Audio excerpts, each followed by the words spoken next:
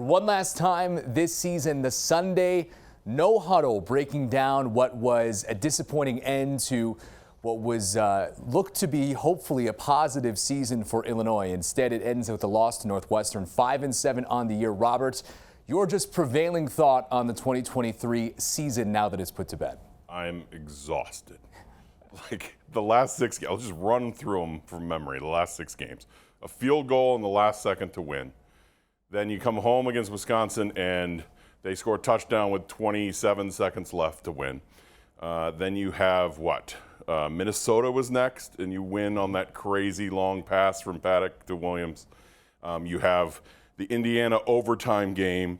You have the Iowa game that's 15-13, and then you have this game, a 2-point game that comes down to a failed 2-point conversion. I cannot remember in 35 years of following this team, a 6-game run like that where every game comes down to the final play. It's crazy. Yeah, it takes cardiac to an entirely different level. And I think that the prevailing thought, first of all, one that Brett Bielema had, that he said when he gets asked about the 2023 season, it would be frustrating. Do you get that from the head coach with a season where there were so many expectations for them to fall short of that? I'm sure that it is frustrating for the coaches, for the players, especially the fans, having to watch it all. I think the frustration is based in what the Big Ten West was. You know, there's not much difference between this team and Iowa. Iowa obviously has a much better defense and a much worse offense.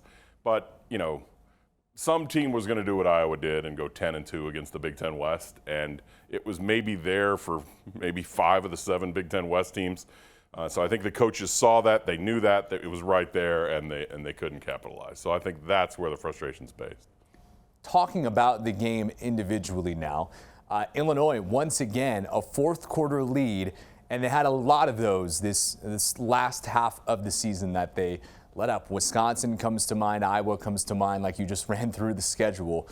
But in this scenario, it was miscues on special teams that led Northwestern to finishing the job in the final game of the season. But if there are positives to take away from it, Casey Washington's heroics in his final Illini game. John Paddock, once again, another 300-yard passing day.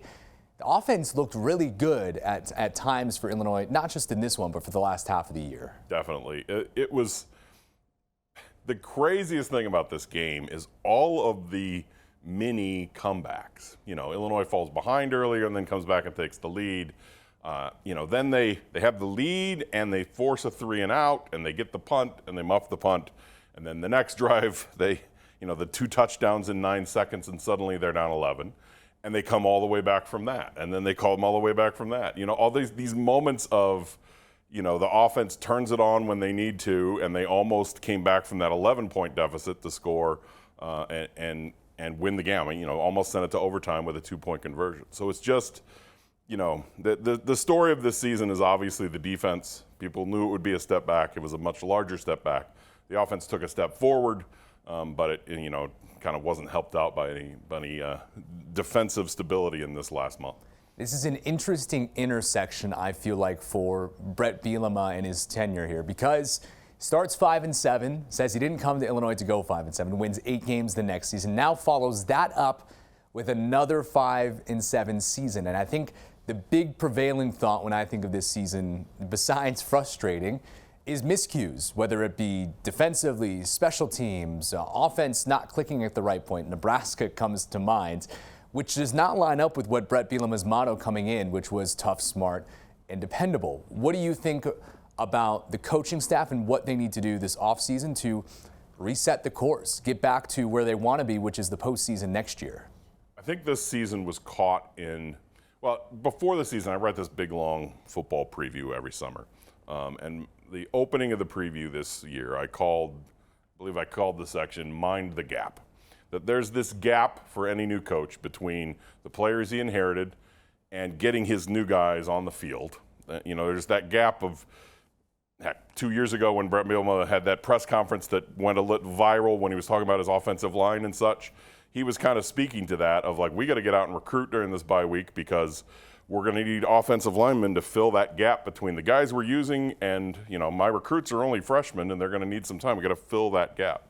So that's what this season was about to me, was how do you balance that? How do you turn to some of the younger guys, and how do you balance with some of the guys that you've been playing, and what do you do with such a young secondary, and how do you deal with injuries? That was the struggle all season, I think. At the end, once they lost 2 defensive backs yesterday, they're down to playing so many freshmen, first-year guys, this and that. Northwestern kind of picked that apart a little bit. Forward from this, in my mind, is developing that of they've leaned heavily on the players they chose from Lovey's recruiting classes these last 3 years. Next year is going to be a flip, a shift to some transfers, and a lot of these guys who've been being developed moving into the lineup. So next year is that transition year, in my mind, to, okay, this is fully Bielema's team. He's moved through that kind of transition process, and this is the kind of team he wants to put on the field. All right, let's break it down, defense versus offense, because I think each side had very contrasting seasons. Speaking first about the defense, you lose a lot of what was successful this year, which is Johnny Newton and Keith Randolph up front. Those two already saying that they're going to the NFL draft, even with eligibility still left. And Johnny Newton has the chance to be this, back-to-back top 10 NFL draft picks for the Illini. And the consensus first-team All-American, everything that goes into that. But now you have to look into the offseason and say, are there guys on this roster that can fill those gaps, not just up front in that front 7, but in that secondary that you brought up, which was one of the more picked on parts of this team, I feel like, during the year. Mm-hmm. Yeah, the biggest focus, I think, in the next month is how they're going to portal this year. They've supplemented through the portal. They haven't gone for here's our starters. They've gone JUCO. They leaned into Isaiah Adams, Zyke Chrysler. Go find offensive linemen in the JUCO ranks. But this might be a year where they go a little heavier toward the portal of saying, look, we have to plug gaps now. We have to find an immediate starter, maybe somebody who can be a 2-year starter for us.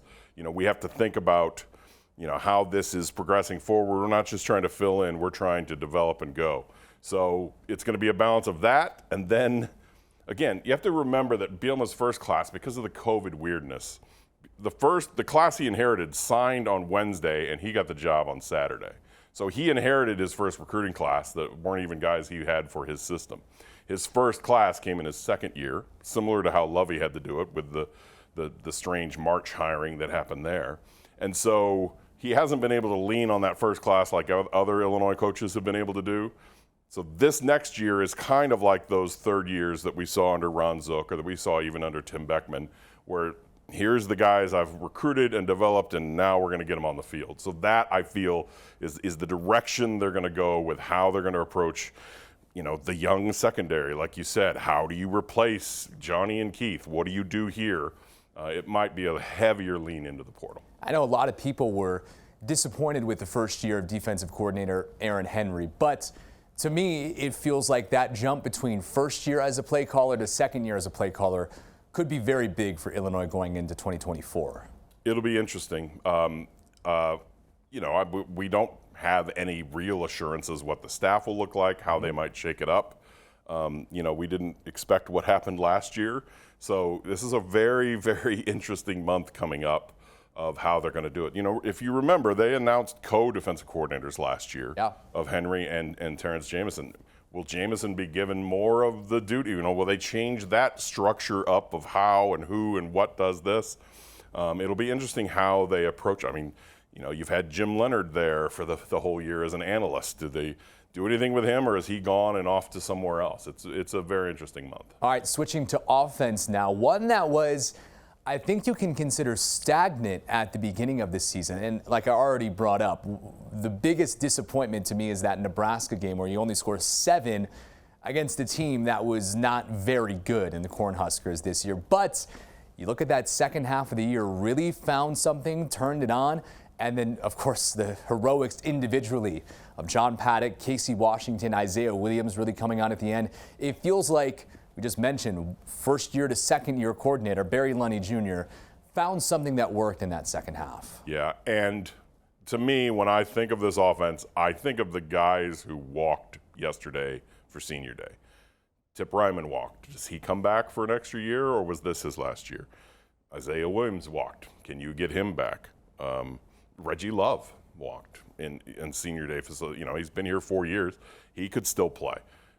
Are you getting these guys back, or is this it for them and then you have to new to it? Because if you can keep that core, you lose Casey Washington, but you can keep Pat Bryant, Isaiah Williams, Luke Altmaier, Reggie Love. You have a core of skill players that know how to play with each other and really got better.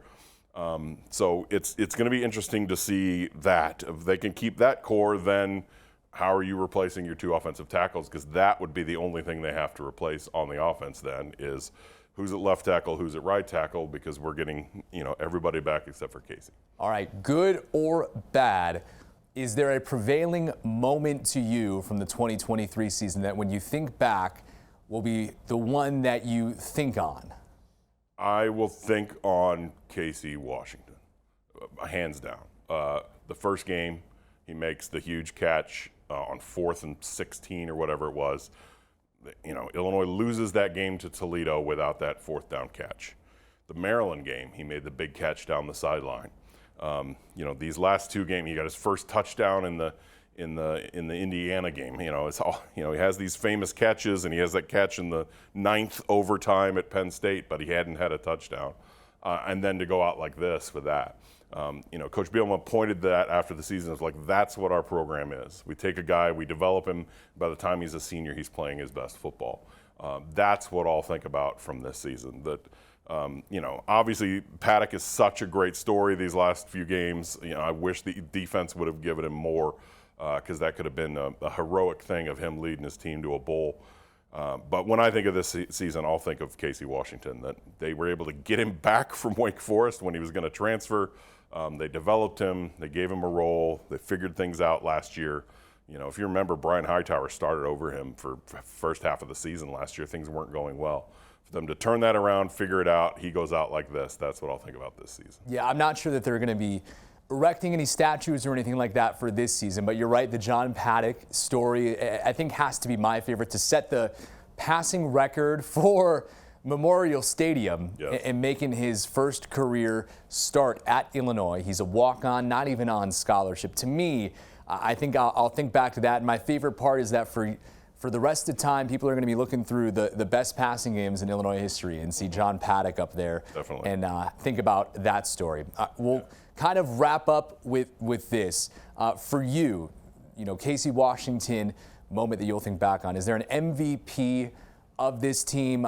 If you want to think about it, I'll give mine first. I think it's got to be Johnny Newton, because you see this kid come in who wasn't necessarily one of these 4-star, 5-star guys, and then very quickly, remember that 2020 season was his true freshman year, made starts that season, and then very quickly into his redshirt, didn't even take a redshirt, into his sophomore season, that 2021 under Bielema, really started to come into his own. And to see where he's gotten, he could have left last year, been a 3rd round, 4th round pick. Instead, comes back for another year, really solidifies himself as that 1st round draft pick, and someone that, if all things go right in the voting after the season, just like Devin Witherspoon the year before him, could have his name up on one of those plaques around Memorial Stadium for being an All-American. Yeah, definitely. I mean, obviously, Johnny's going to be the one who's remembered from this season. The player that comes to mind for me is Isaiah Williams, of just fulfilling his, all of the potential that was, he was a 5-star when he committed. He fell to 4-star status, but he was the first 5-star to commit to Illinois in, since really it's been in 2007. So it was a really big deal when he committed. He tried the quarterback thing. If you remember, he set the rushing yards record of that game at Rutgers as a freshman. He has a rushing yards record, and he has all these catches and everything else. He might have another season, but he's the guy. I want to say one more thing. Just because when I think about this season, I just want to recap how insane it was. It was. Let's just look at the ending of the game. So I'm a fan, right? I view things from a fan standpoint. At halftime yesterday, I actually been sitting in the stands. I went up to the press box. I was cold. I just needed to be alone, and I sat in a far corner of the press box. I just couldn't handle my emotions, as I usually can't. And I sat there, And the emotions of watching this game, the moments of, hey, down by 11, this game's over. Oh, no, they came all the way back. Oh, they forced a fumble in the end zone, and Illinois didn't recover. Northwestern came out of the pile with the fumble. All of this roller coaster of, it is really insane the way this season played. Just look at the end of the game. Illinois is not going to have a chance. Then they throw an 80-yard pass to have a chance. Then they throw the 2-point conversion. You're devastated because it's incomplete. Oh, wait, there's a flag. You're elated. Oh, wait, you're devastated. They picked up the flag. Oh, they're going to try an onside kick. They recovered it. I'm devastated. Oh, wait, there's a flag. They're going to try again. Oh, wait, no, that roller coaster I have never experienced as a fan. It is insane, the level of back and forth, the level of highs and lows, the level of in-game, think of the Indiana game and that final drive that Indiana forced overtime. All of these moments have been so crazy to have all these games decided by 4 or less in the last half of the season. It's one of the craziest seasons I've ever covered. It has been a very unique one. Sad to see it come to an end, a 5-7 year for Illinois. We have brought you this coverage on the Sunday No Huddle all season long, Robert. It has been a pleasure. Again, IlliniBoard.com. I'm sure you will have plenty to write about in the offseason as well. Your expertise doesn't just end at football as well. That's right. I'm on a 10-day road trip to Rutgers, then Madison Square Garden, then Knoxville starting Friday. And I think I'm going to sleep until then. Yeah, it should be a fun trip at least there. Yeah. I hope you get some sleep in the offseason as well until football kicks off again in 2024. Hope so. Yeah, Robert, it's been a pleasure as Thanks, always, Andy. And hopefully we can do it again soon. Sounds good.